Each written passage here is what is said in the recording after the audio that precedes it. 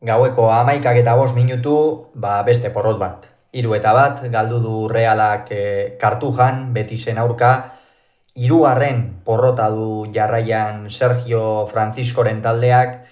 eta joan den astean Real Madrilen aurka batez ere jokoagatik eta 10 aurka jokatzeagatik alarma gorriak piztu zirela esan bagenuen, gaurkoan argi gorri horiek areagotu egin dira eta honek Reala asteazkenean Mallorcaren aurka ezinbestean irabaztera bultzatzen du, batetik garaipenak kateatzen hasteko lehenbailen eta bestetik Sergio Franciscok bere postua mantendu dezan. Bai baitakigu azken urte hauetan eta azken hamarkada honetan nola funtzionatzen duen entrenatzaileen dantza honek, eta Sergio Franciscoren egoeran bat baino gehiago jada joan den denboraldian kargugabetua zen. Gogora ezagun batetik Betisek bina berdin duzuela Levanteren aurka, han Levanten, eta Realak berriz 1-2 galdu zuen Real Madrilen aurka anoetan.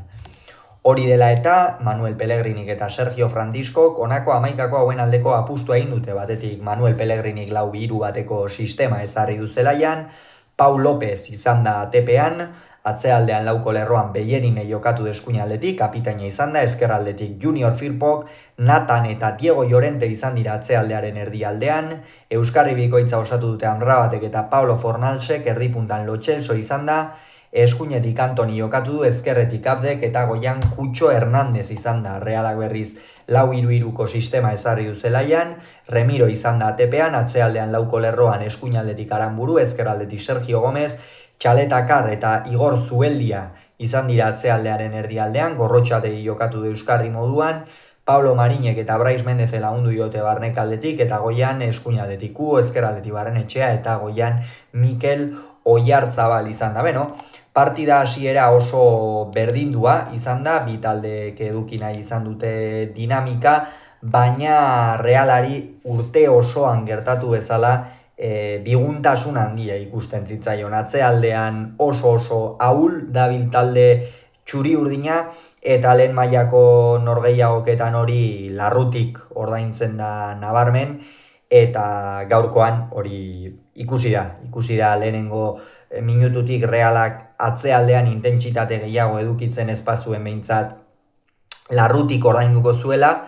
eta 7. minutuan hain zuzen ere Giovanni Lo Celso Kutxori emandako pasea Realeko inortxok ere ez du oina sartu, eta Kutxokarea barruan oso erraz jaurti du. Egia da sekulako kolpea eman diola baloiari, eta baloia oso ongi kokatuta joan dela ezkerraldeko zutoin horretara, baina benetan Alex Remirok ezin izan du ezer egin lehenik eta behin, eta bestetik atzealdea oso bigun, eta iraganeko mamuak etorri zaizkio Realari hor, orain arte atzetik jarritako norgehiagoka gehienak ez baita horiek iraultzeko gai izan, eta 7. minutuan atzetik jartzea sekula ez da albiste ona izaten. Hala ere, erreakzioa izan du, hor Betisen atzealdeak une batzuetan arazoak izan ditu, eta Realak aurrera pauso bat eman du. Kasu honetan esan daiteke orain artean ligan lehen gola jaso izan duenean Realak besoa jaitsi ditu. Gaurkoan erasora joan da, batez ere Brais Mendezen lana nabarmenduko nuke gaurkoan, batez ere aurrelariekin batera berak ere eskatzen zaion altuera hori harrapatu ahal izan duelako, zenbait minututan, eta hor Realak nahi edo ez jokalari bat gehiagorekin Reala jokalari bat gehiagorekin sartu hori da erasoan, eta Brais Mendezen kasuan horixe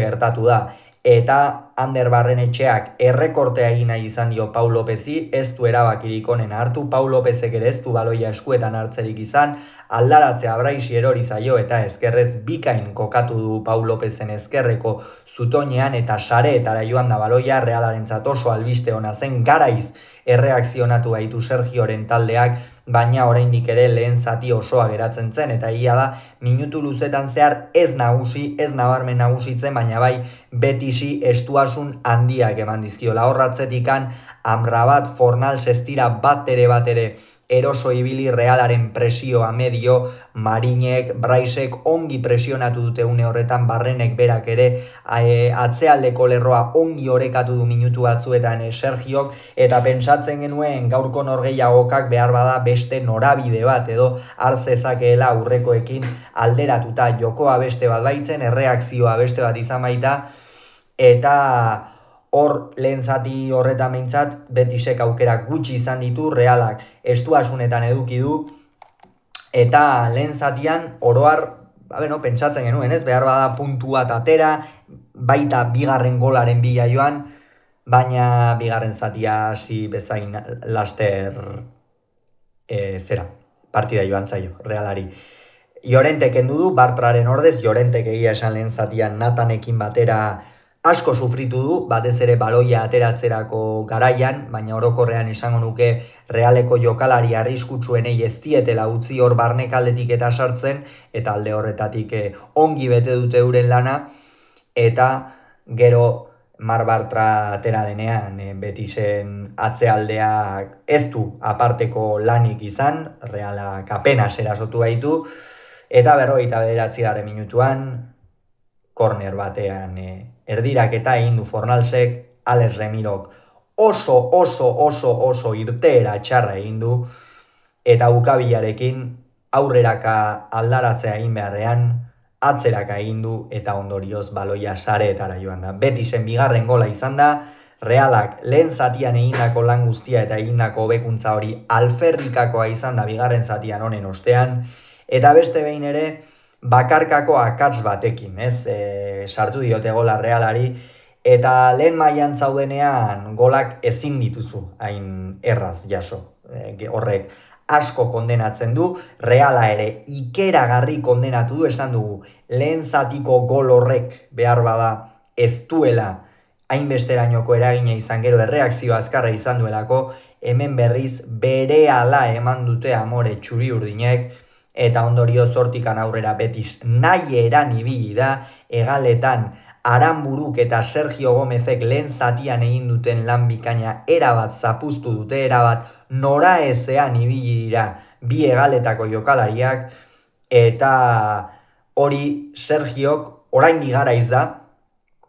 konpondu behar duen zerbait da. Bigarren gol hori jaso ostean ezin dituzu hainbeste zulo utzi, nik uste oreka bat ere bilatu beharra dagoela, erasoaren eta atzealde horren artean, eta Sergioren taldeak ez du lortu hori, Betis esan bezala nahi eran ibili da, eta Realak ez du erasorako aukera bakar bat ere izan, presioaren intentsitatea ere ikeragarri jaitsi dute Sergioren mutilek, eta 58. minutuan erreakzionatu du Irungo entrenatzaileak, Barrenetxea eta Gorrotxategi kendu ditu, Barrenetxeak pare bai jokaldi egin ditu honak,